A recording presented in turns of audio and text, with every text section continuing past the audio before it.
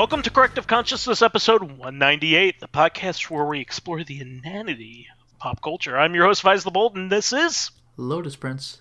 And we have another topic-based show here, and I kind of wanted to go over our favorite podcasts and YouTube channels, because I've just been getting really into, like, with working from home, listening to a lot of podcasts while I do it, and also watching, like, a lot of YouTube shows while I'm doing my job, which I normally don't, have that.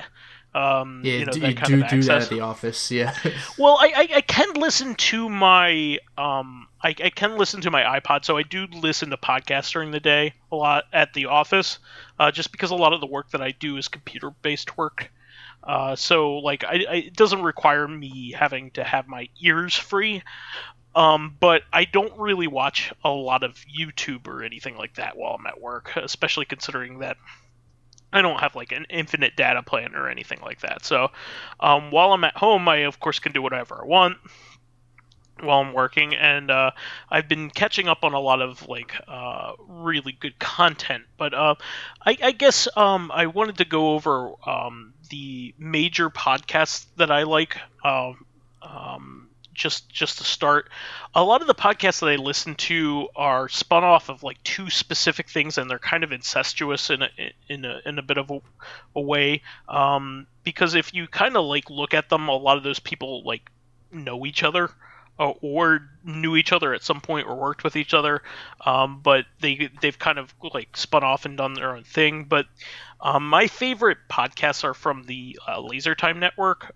So the flagship show is called Laser Time, and they do kind of similar to what we do here. They research a topic and they go in depth about it. They're a lot more in depth about and esoteric. We do general discussion stuff and light banter on things, and do a light review of things generally, but they go really in depth on it, so that's really cool. But I think they have a couple other shows as well. They have like an arcade based show called Debunking, and they also have Video Game Apocalypse, which is their video game based show.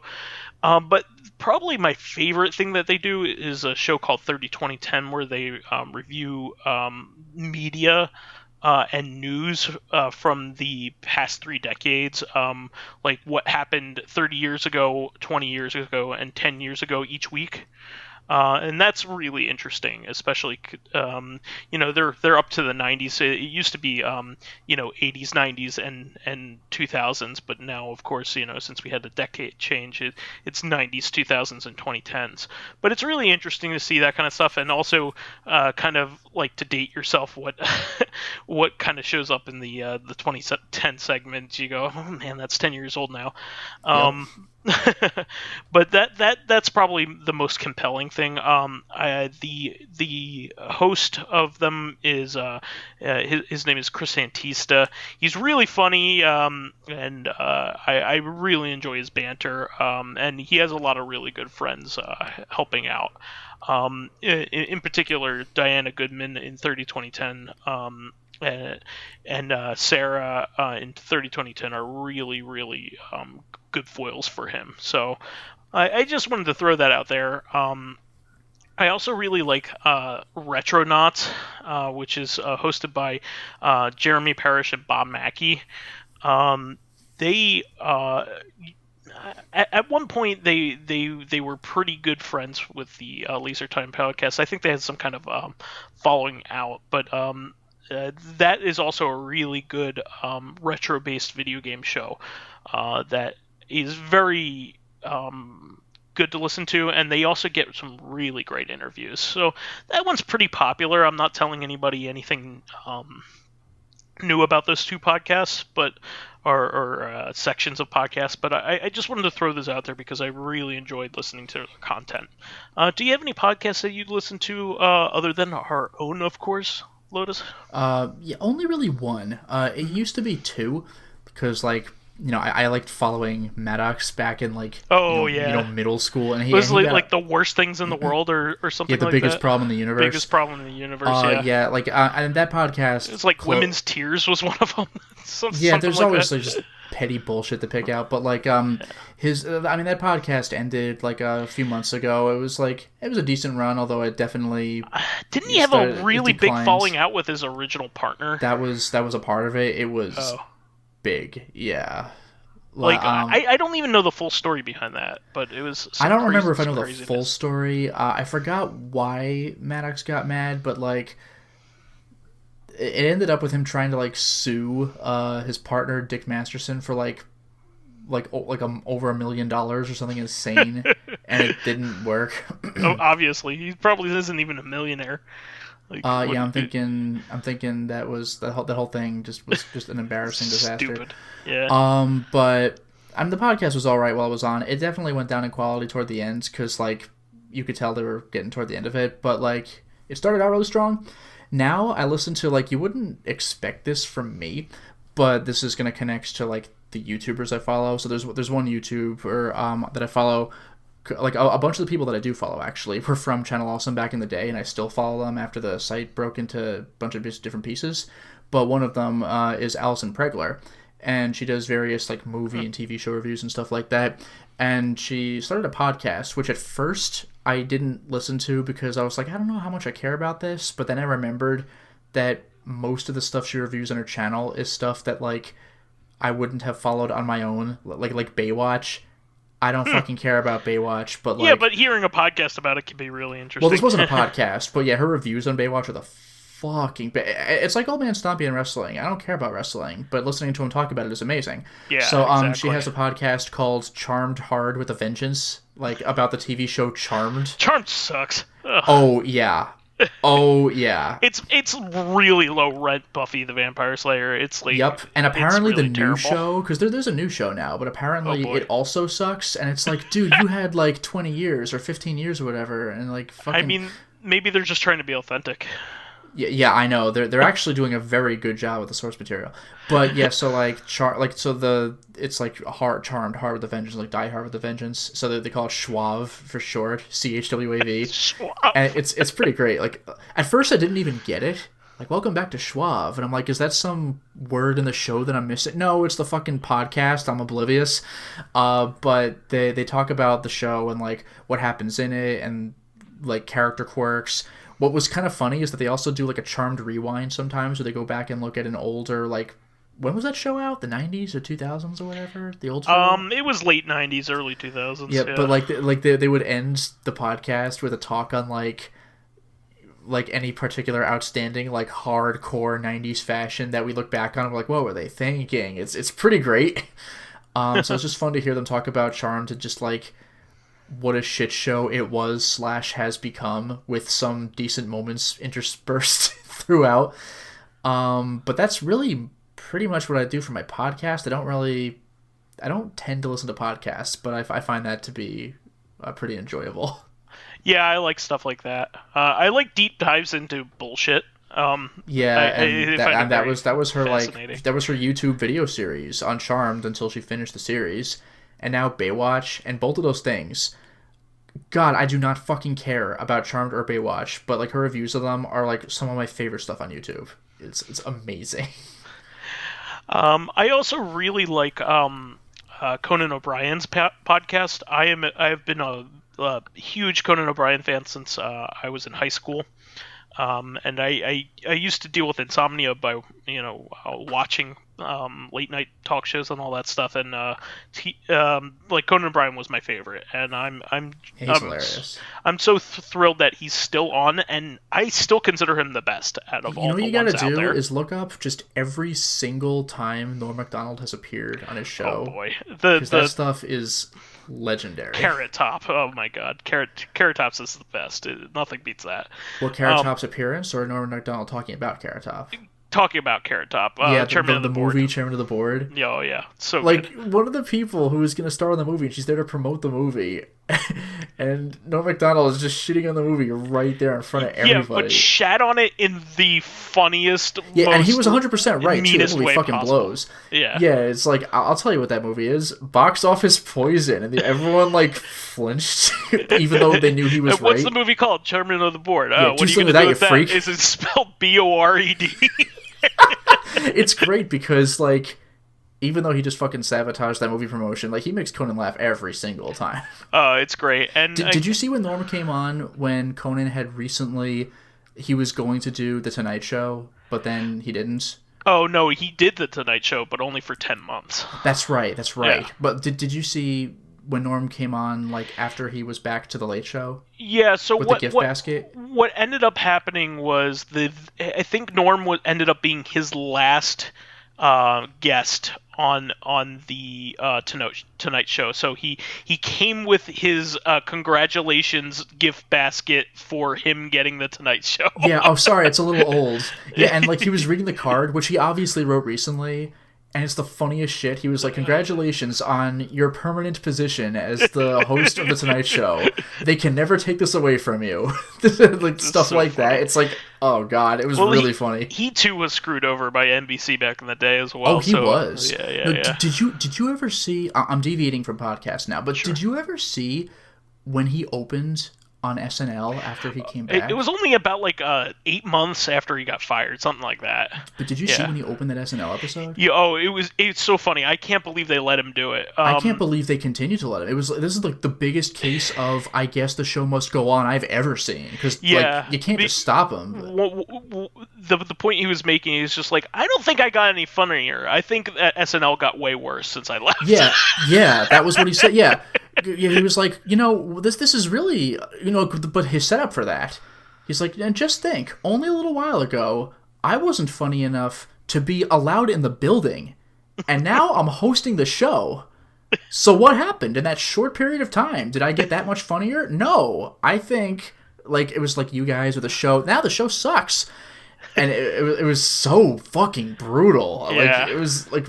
And, like, I remember, because, like, you could hear, like, other comedians talking on their own podcasts. Bill Burr, he's a fucking edgy comedian. He was like, whoa. It's like, I can't believe he did that on live TV. Oh, do yourself a favor. Bill Burr also has a fantastic podcast. Yeah, I've heard a few of those funny. when Luminaire played them. They're really good. Bill Burr's a great guy. But, like, when you can surprise Bill Burr with how edgy you are, that's impressive. Do yourself a favor. If you want to hear the best, like, heckling yeah, that's on YouTube. You can find it easily. Best comedian dealing with a heckler situation, Bill Burr probably has the best one of all time. He's just insulting the audience. I'm gonna do the set. I'm gonna finish it. Philly, 6 more minutes. Like it's 5 more Philly. minutes, and yes, I will sell my CDs after the show. It's fucking great. It's him straight up like slagging every Philly person. It's so funny. Well, you know what's great is he starts insulting the audience and then they boo, but he keeps going, and it gets to a point where they start cheering for him. Yeah. But then he insults the Flyers and they start booing him again, because you can insult my mother, literally saying like I hope they die of cancer or something. Insult my own mother, fine, but do not insult my sports team. Like what? I know Philly's dedicated, but damn. My favorite bit is like, and you guys with your Rocky Balboa statue, you guys are so racist that you have one of the best boxers of all time, Joe Frazier. You don't have a statue of him, and you have one of a fictional Italian. But it was in a movie. So People good. know who he is. So good.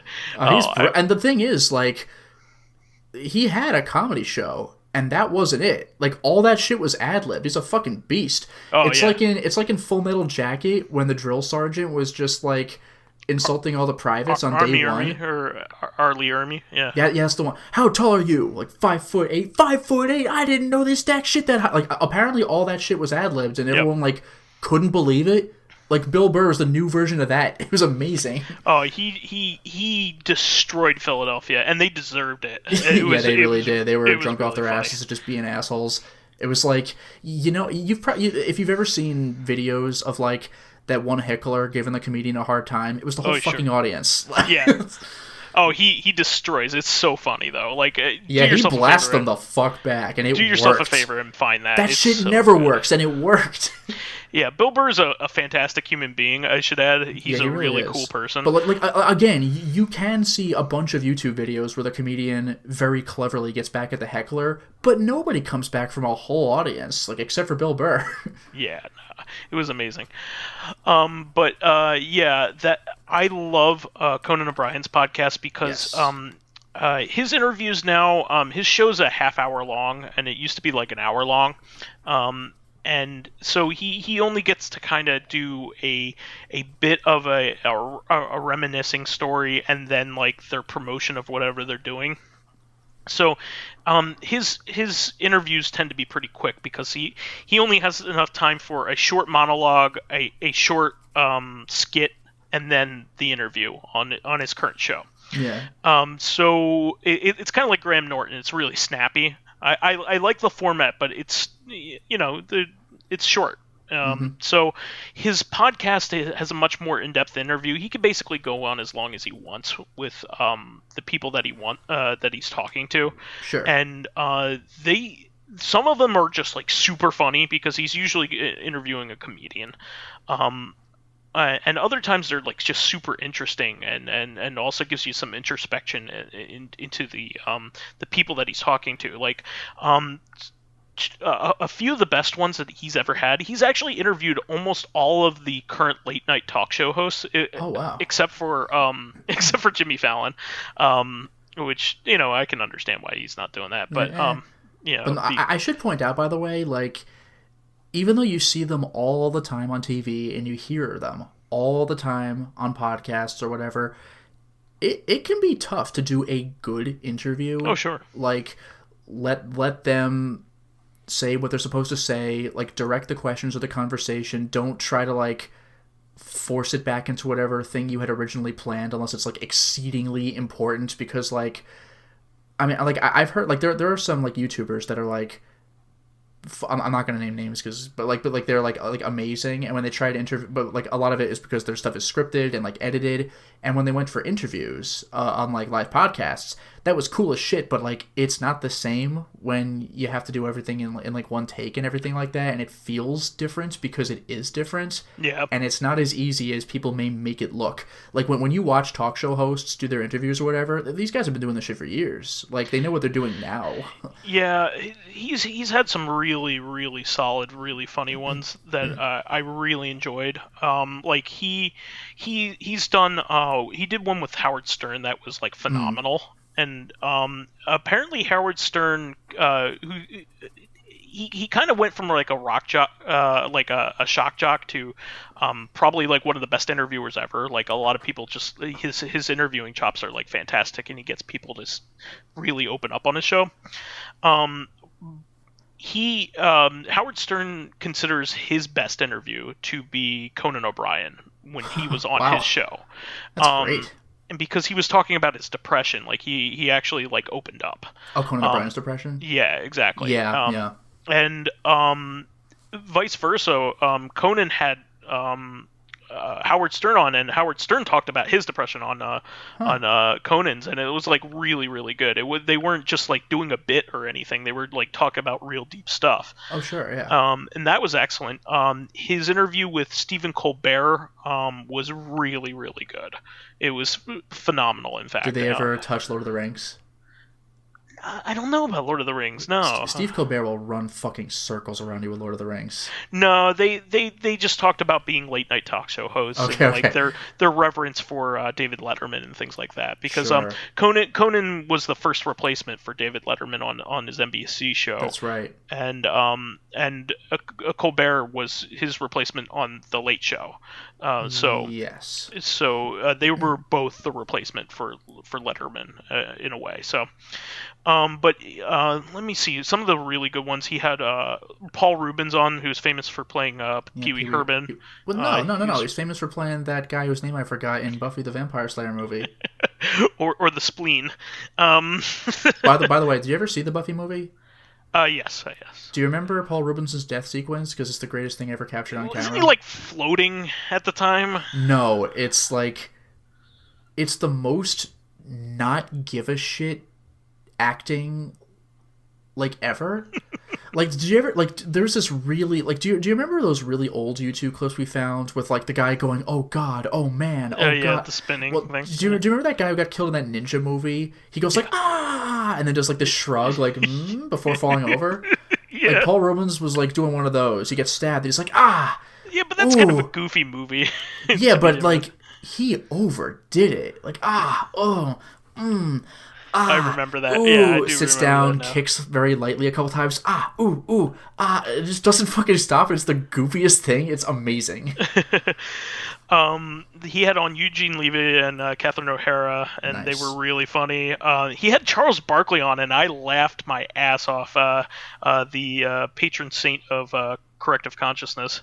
Yeah, did Charles Barkley ever get his talent back from the basketball that stole it? He narrowly avoided the chaos dunk. Did he ever overcome the embarrassment of trying to play street hoops with a bunch of kids and sucking? You just look like Charles Barkley. Get out of here, wannabe. He had Eric Idle on there, and Steve Coogan was another really good one. So just to name a few, I laughed hysterically during some of these, and some of them were just really good listens.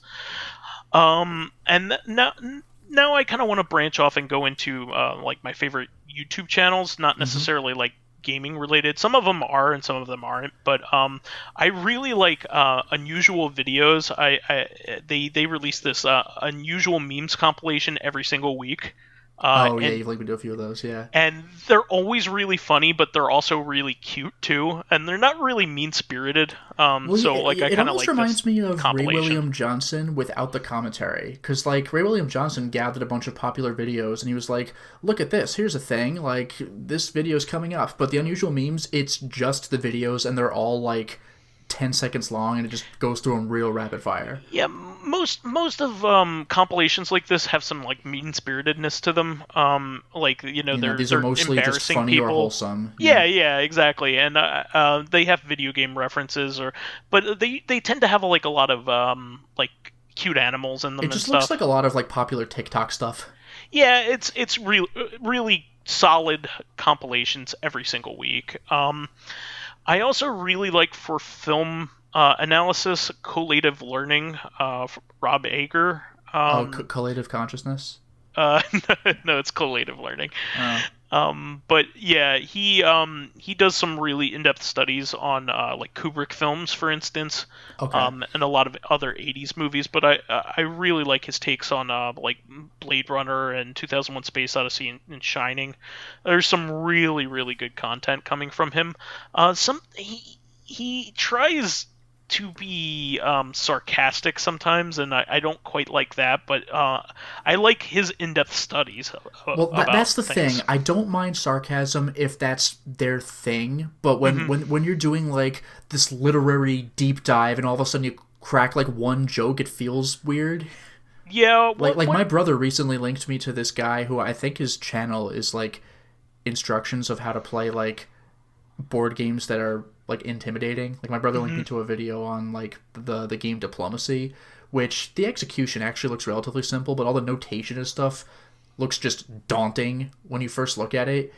And it was a really good video, just like, here's what you do, here's a graphic, here's what I'll have as the pieces for here and here. It was extremely well done, and there was just one joke, like the video had one joke in it, and it just felt like, oh, is the video becoming this now? It felt like a distraction from... It's like when you read a guide on game facts, and it's like, next, enter the house. Yeah. Boy, that sure is a cool-looking house, isn't it? I'm like, that's not part of the fucking guide. Could we please keep moving? You know, it feels weird. Yeah, his normal, like, deep dives are really, really good, but he also has, like, this sub-series called Debunking Film Analysis, where he...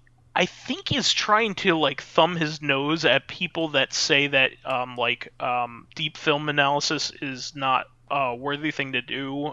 Like you're looking too far into it, that kind of thing. You're ruining it by overanalyzing things, and you're finding things that aren't there. Well, I do understand the mindset, like your high school language arts teacher, like just up their own ass about some pretty overt book you're reading. Well, this stands for society and the human condition. Shut the fuck up. But some go deep and some don't. Like film analysis as a whole shouldn't be dropped because some films are shallow. He takes this like opposite standpoint where he's like, he goes like, this could be interpreted as this, but no, it's nothing. It's nothing. Like that is kind of funny. But he does that for like a whole video, whereas he could just be doing the deep dive instead of it could mean this, or some but it doesn't. Fancy pants people are this, but it doesn't. It's not. It's almost like the anti-cinema sins, where they find flaws that don't exist. Exactly. So I really like his deep dives. Like he did a deep dive on like the Watch from Pulp Fiction, like the journey that the Watch goes through from start to finish, which is pretty cool. Well, it was in a man's ass until it wasn't. That's the journey. I did it. And then it ends up on some guy's wrist, though. That's you got me there. It does end up on a guy's wrist. Yeah.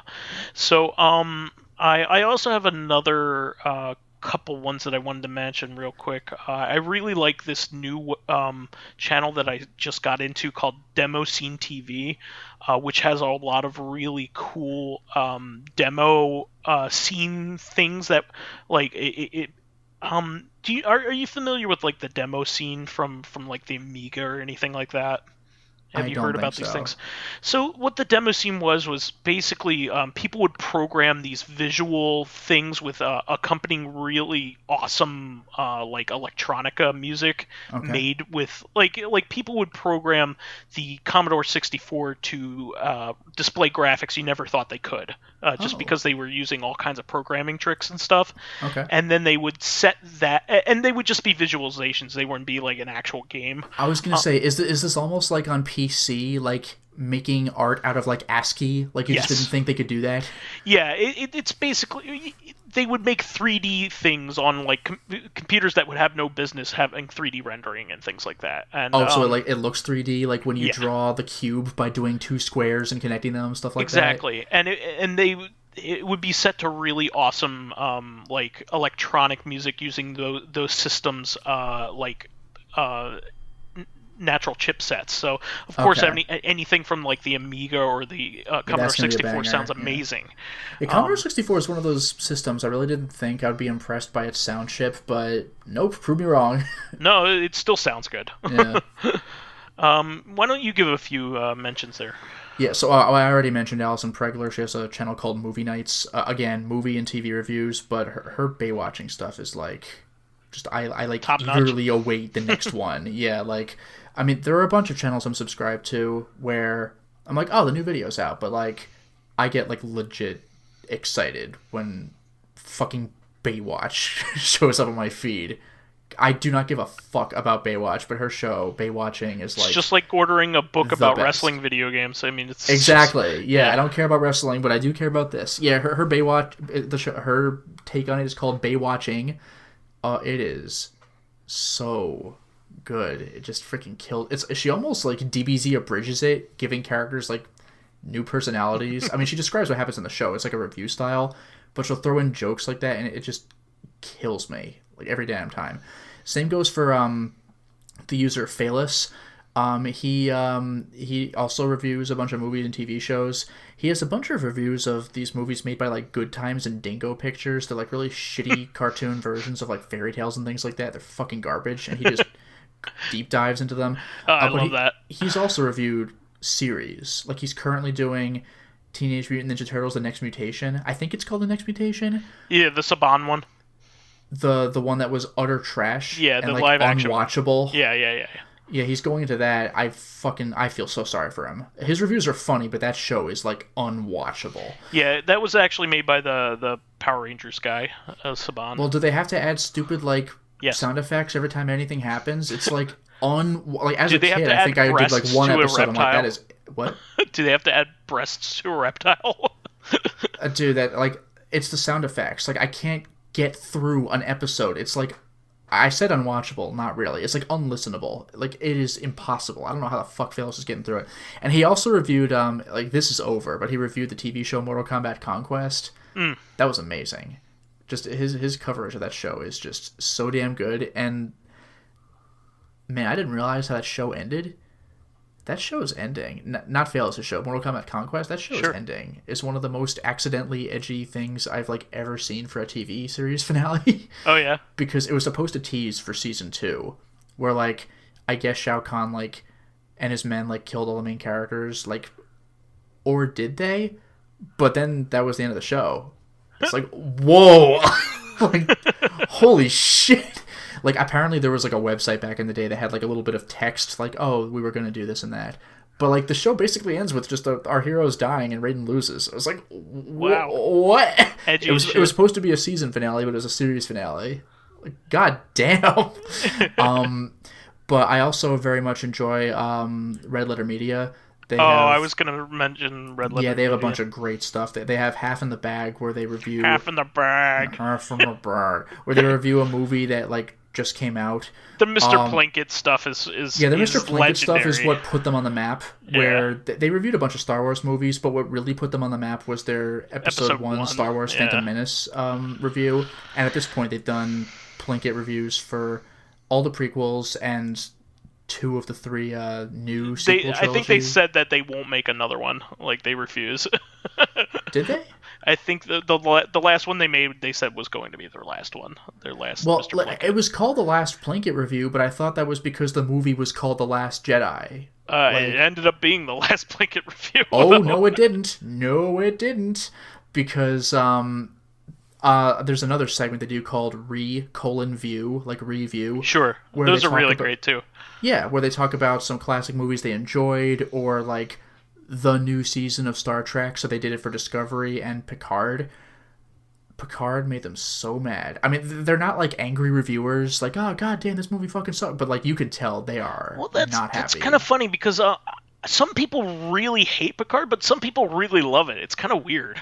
Yeah, I mean, I don't get it. I'm not a Trekkie, so like I can't tell you about why it's good or why it's bad, but like they loathe it, and like one of their more recent videos was just like, there's going to be a Plinkett review on Star Trek Picard, which is also a first for them, I think. I don't think they've ever done a Plinkett review on a TV series. It's only been movies. They've done more than Star Wars, but it's only been movies. And they also have one of my favorite things they do called... Number 3. But one of my favorite things they do is a show called Best of the Worst, where they take... So good. Yeah, they take 3 piece of crap 70s, 80s, maybe 90s movies that they've never 80s. seen before. It's usually 80s. Yeah, usually just some schlock. And they haven't seen them before, and they watch them and they review what is the best of the worst. And they're going in blind, so they might have a really great episode where there's a lot of like good bad movies, or they might end up miserable by the end because they watched boring crap that's like irredeemable. Like, and when I say irredeemable, I mean boring, because bad you can talk about, but boring, it's like, I don't know, man. Yeah, boring is the worst you can be, and they've said that multiple times. Yeah, I forgot which one of them said it. It might have been Jay, but he's like, oh, I wish this movie made me mad, because then I would have felt something. And it's like, exactly. Wow. Like, that's so real. Did you see the one on Veronica? That one was really funny too. Yeah, I really that wasn't the best of the worst. That was a half in the bag. That was a half in the bag. That was a review, I think. Oh, maybe it was. I don't know, but it was funny either way. Yeah, it was. So I very much enjoy watching their stuff, and I guess one more I'll throw out there. I want to just quickly mention that like Red Letter Media is like the number one thing I watched in the last 2 weeks while I've been working, and just like, I don't always agree with them, but yeah, there have been a few times where I'm like, I don't really watch many movies, so I take them at their word a lot of the time. But there have been a few times where I'm like, well, you missed this or that or whatever, or I disagree with this or that. I think they're overly harsh sometimes, but and they tend to, what they tend to do is they tend to boost up something that doesn't have a whole lot of praise for it. Yeah, especially in review. Yeah. And they tend to knock down anything that has a ton of praise to it. Oh, I see what you mean. Yeah, like almost like counterculture.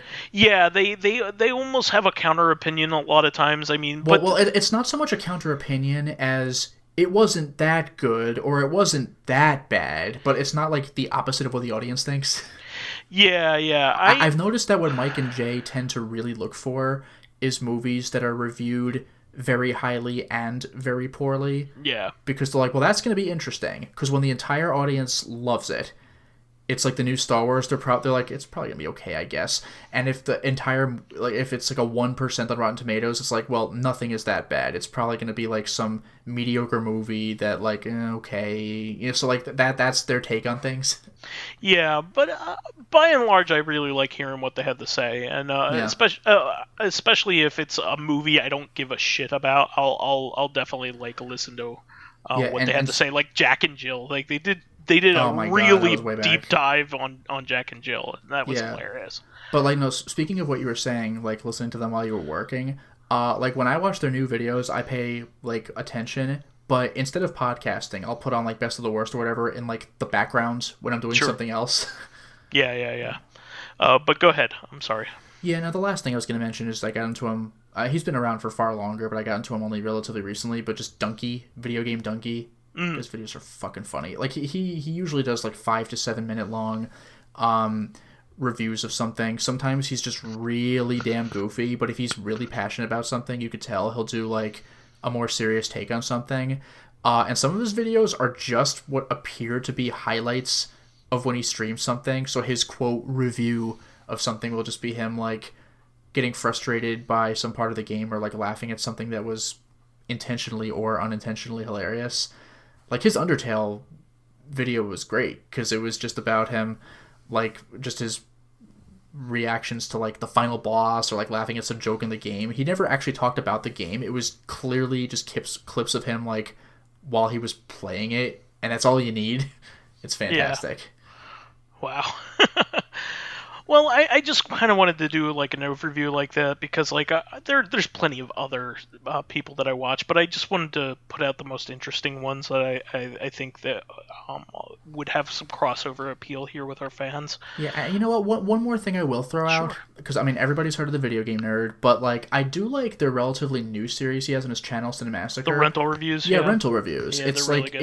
it's like almost best of the not best of the worst. It's almost Red Letter Media. Like he and one or two other people will talk about insert movie here. It's not like necessarily a new movie. Like it's anything. Like for the month of April, they're doing ape movies. It's April, and like March, they had some pun on March. I forgot what it was. Oh, martial arts. So they're talking about like blood sport and shit like that.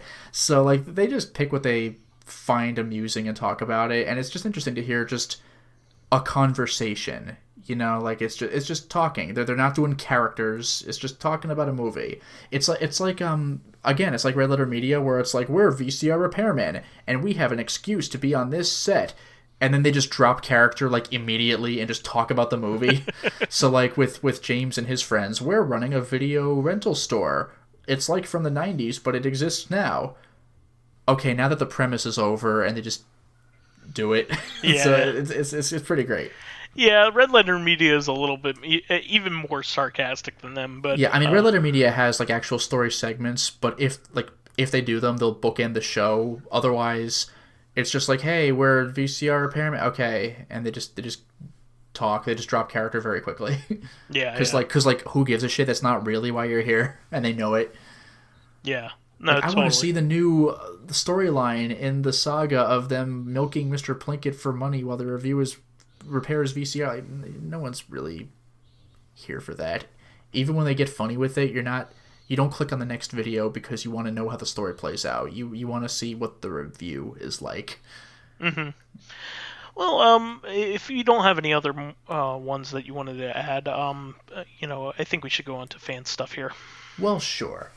So we have some longer comments here. So Connor left a couple. Final Fantasy VII was an extremely formative game for me. I was 11 when I played it, and not only was it the first JRPG I ever played, it was the first game I played that was not just a basic shooter, racing game, or platformer.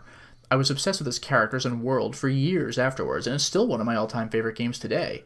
I always had a feeling of trepidation towards the remake, similar to watching a movie adaptation of your favorite book. Yeah, you can get burned on that shit. While I've yet to play it, it does seem like they've done the best possible job they could have, based on what I've read and seen of it so far. In recent years, I've learned to see remakes as something to exist alongside the original, not to replace it. Yeah, that's important. There was a famous, I don't know if I'd say quote, but someone had asked Stephen King how he feels about the movies like ruining his books or whatever, and he's like, "What? My books are fine. They're right here. My books are okay." And it's just like, yeah, that's true. You don't like the new Ghostbusters movie? Fine. You still have the other Ghostbusters movies. Shut the fuck up. Exactly. So regarding the Resident Evil 4 remake, I don't think one is necessary. It's still very playable today, and it's available on nearly every system under the sun. It sure is. Part of the appeal of the RE2 and 3 remakes was the originals are difficult to get a hold of. Yet, didn't they used to be on PSN, and I think they aren't anymore or something? I don't know. I think you could still play them on PS3, but... Okay, maybe that's what it is. And many of their design elements are partly the result of technical limitations at the time. With RE4, I'd rather see a remaster, in the vein of something like Shadow of the Colossus. Well, that's a remake. Resident Evil 4, got the HD remastered treatment. I mean, I guess what they mean is the controls haven't changed and everything, so it's kind of a remaster. Or the Crash Bandicoot Insane Trilogy. Oh, okay, no, I see what they mean. I see what he means. Alright. Yeah, they are remakes, but they're remasters. So effectively the same game, but with modern graphics and a few quality of life improvements. With regard to catching up, I've been almost exclusively a PC gamer for the past 10 years or so, but last week I picked up a PS4 and I've been catching up on lots of Sony exclusives. Currently working my way through Bloodborne and Spider-Man. Those are the ones to play, man. They're really good. And also picked up Shadow of the Colossus remaster, Last of Us remaster, Uncharted. I'm only interested in a Crysis remaster if it's unplayable on even the highest spec PCs until 2025. Oh, I have to throw this out there since this is topical. I actually did end up picking up Final Fantasy VII Remake. Mm-hmm. I didn't think I was going to, but then I was like, you know what? I'm not playing an RPG right now, and I'm really glad I did. I really like it so far. I only did the Mako reactor already, or Mako as they call it now. Initial thing at the beginning of the game, but I really like it. I thought they so far so good. I'm really enjoying it. All right, so Living Corpses, a couple comments.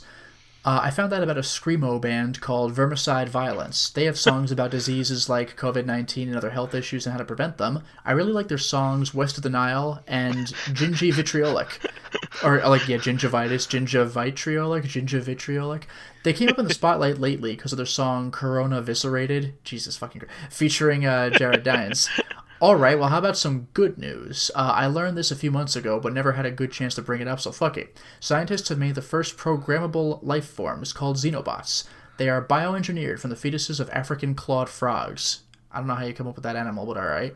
They plan to use them for all sorts of cool things, from cleaning our arteries to removing the plastic particles in our oceans. Now, the ethical problem, should they be treated the same as other more natural living things and have rights? Is it wrong to make them sterile? Do they have the right to reproduce? Would giving them that ability somehow throw the food chain off whack? We're in new waters here. What a time to be alive. Yeah, that's basically what a lot of sci-fi novels are about. Should AI be treated as human? And so this is effectively a new life form. And then favorite Link, Ocarina of Time Link. Not only does he go on to be involved in another legend while Link is still a kid in Majora's Mask, being years ahead of his age thanks to the time travel and OOT, but he is all but confirmed by Nintendo to be the ghost who teaches another Link in Twilight Princess. Yep. Yeah, I had heard about that. Also, Midna is best partner. Yes. General Ledger says, I lean heavily towards Link from Link to the Past, Link's Awakening. Mainly for nostalgia, as those are the first Zelda games I played. Yeah, that's how I feel about Link to the Past. But for the bittersweet end to his story. For all the good he's done, for all the people he's saved, his ultimate reward was to be stranded alone at sea with no hint that he would ever make it home or even survive. And he's content with that. Yeah, I really like that ending. It's so good. Yeah. Dracologist. The jokes that have been made on the Crytek thing. Yup. Does Chex as a cereal exist? Yeah, it does. Yeah. I mean, I like it as Chex really Mix the snack, too. But yeah, Chex the cereal is totally a thing. That's where we got the Chex Quest. It was in the cereal boxes. And then he says, because the fist facing up. I was talking about Starship Troopers with a fist aiming down on the box. It's punching down. Sure. And Dracologist said because the fist facing up is owned by Games Workshop. Even if it is, they would not have done a fist up. The fist down was definitely an intentional, satirical, fuck you kind of thing, which I think is a brilliant design. Not to mention the fist up, maybe if it's drawn a certain way, but a fist rising up has been a symbol of rising up against oppression forever. Yeah. Or might in general. That's true. School Filmer says, this one may go on a while, so you may abridge it at will, but I finally played that weird fucking game, Mr. Smoozles Goes Nutso, over at the twins' place, because I wanted to wait until I had someone to share the fun with. I had to put on a one-man show with doing every single voice, male as well as female, some old man voices as well. I may have slipped a papyrus into this when doing one of the Gorgons. The dialogue was amusing. It was a blast reading everything to the twins, especially when I try to be as serious as I can, and yet I crack up because of a line that catches me off guard. Yeah, I mean that's how we first did Shut Up and Jam Gaiden, right? Before we ever started recording. It's just fun. Of course, the sexual attraction was always there. Well, that was during the Let's Play. I know. But yeah, the music was quite good, even if it's in MIDI form, to the point where one of the twins started to strum his guitar to the music. Yeah, I mean that's super enjoyable. And he said, while there are no full playthroughs of the game on YouTube, I did find the text-only walkthrough. And I did enjoy this adventure arcade hybrid. And I did say to the twins who was there, Lotus should check this one out, maybe hopefully one day. Yeah, who knows? And now for a complete mood swing regarding Rick May, the voice actor of Peppy Hare and The Soldier, among other things. He says, here's hoping Rick May does barrel rolls and bread teleporting in heaven. May he rest. As for the last part of the comment, I do have one line I heard in a tribute video. A soldier is only dead when he's forgotten. Yeah, that's very, old school, Greek mythology in real life kind of thing. It's all about the being remembered. While I didn't follow the series regarding the Nier stuff, the twins are a big fan of it. They have a lot of the manga and even a sticker of 2B from one of the Nier games with 2B continued underneath, pasted on the computer screen stand. As for old songs with screwy lyrics, I do recall one called Since Ma is Playing Mahjong. It doesn't take long for the song to go into What the Devil territory. It's been a while since I've heard the song, but I remember the first two lines. As for favorite Link, Hyrule Warriors Link. The scarf is very fashionable. Oh, yeah. And you could get your own scarf if you got the collector's edition in the Nintendo World Store and nowhere else in the entire country. If other countries had it more reasonably accessible pre-orders, but America, Nintendo World Store only. If you want some cheese pizzas, somebody's gonna have to barf it up because it got all scarfed up. Ooh, I was wondering where that was coming from. All right, so for our question, School Filmer again, actually. If you notice an interesting recipe in a cookbook or the like, would you try it at least once? I recently bought 2 cookbooks based on a Norwegian recipe blog, and the books contain the best of that site and a whole bunch of new recipes. I've made pizza nachos. The recipe does call for making your own nachos with tortillas and a marinade of sorts to coat the tortilla slices. Pizza pockets, chocolate cake made with cola. That's an interesting idea, actually. There are tons of other recipes in those books I would like to try it as well. So if you saw an interesting recipe in a cookbook or something like that, would you be interested in trying it out? I would say unless it's the craziest looking thing ever, I cannot possibly pass this up, probably not really, honestly. That's just how I am. I don't go looking for new things. This is very true. The man hasn't even tried pineapple. That is correct. And has no interest in doing so. That is correct. Which I don't even get it. But I definitely am like this. I love cooking, and I'm getting more and more into it now that I have my house, and I have a really good area to cook in. So I've been getting into different recipes, and we recently watched Julie and Julia, which is a movie about a woman who goes through making all the recipes in the Julia Child cookbook. And so I actually was really attracted to one particular recipe, and I do have that cookbook because it's like, it's a seminal cookbook. It's the mastering of French cooking, I think is what it's called. But it's probably the most famous cookbook of all time. But anyway, I wanted to make a boeuf bourguignon, which is like kind of like a beef stew. So I am going to take my hand at trying to make that tomorrow night because it looked really good in the movie. Actually, you know what? I would say The Joy of Cooking. That's probably the most famous one, wouldn't it be? The Joy of Cooking came out before that one.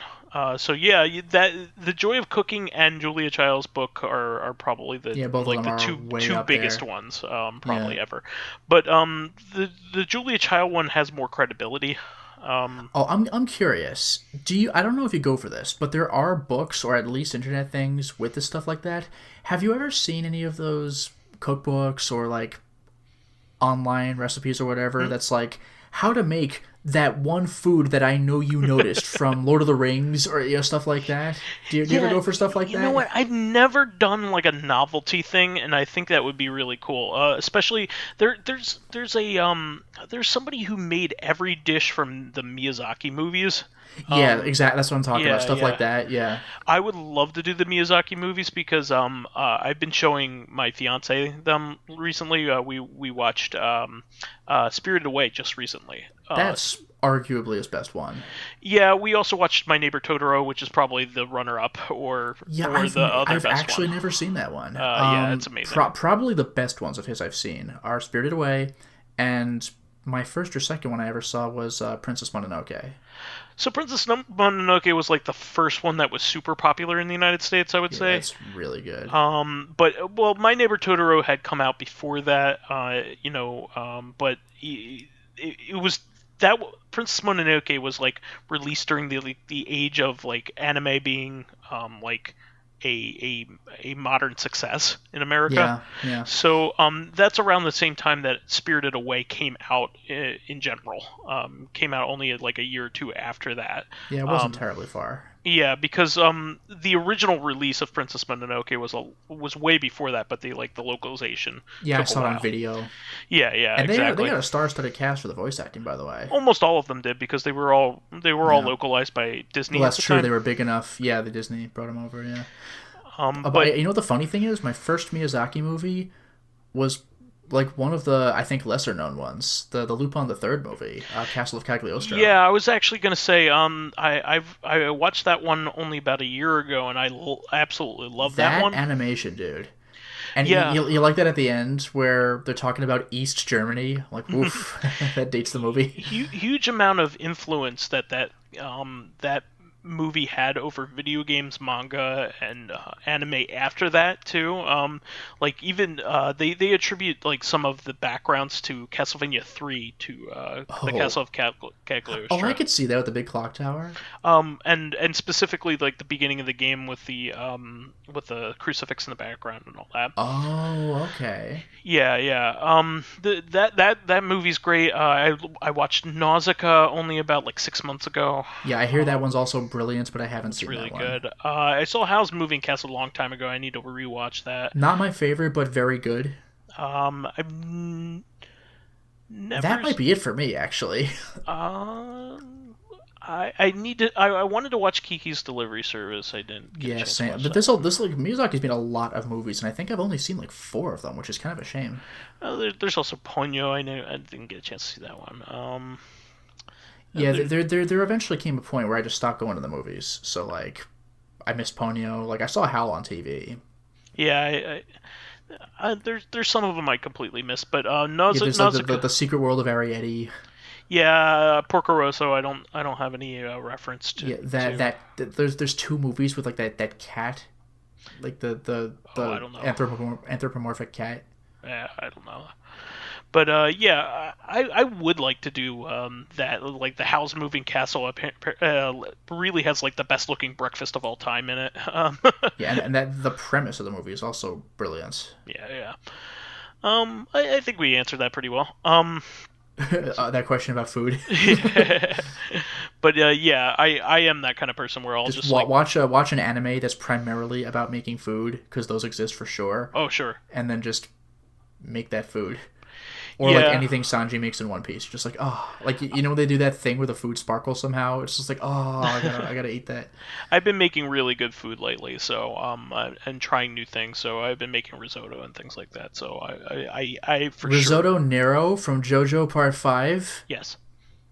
Whoa. And that's the show it. for this week. We want to thank our fans who contributed questions.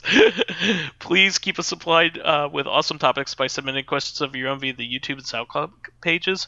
Thank you so much for your engagement, guys, lately. You've been really fantastic. While there, please give us thumbs ups, likes, and 5-star ratings on iTunes. Helps promote and spread awareness of the show, and any bit of encouragement helps keep the show going. You can also catch us on Tuesdays for another episode of Reactive Consciousness, the in-depth look at this week in our lives. Finally, you can find me as vysethebold on pretty much everything.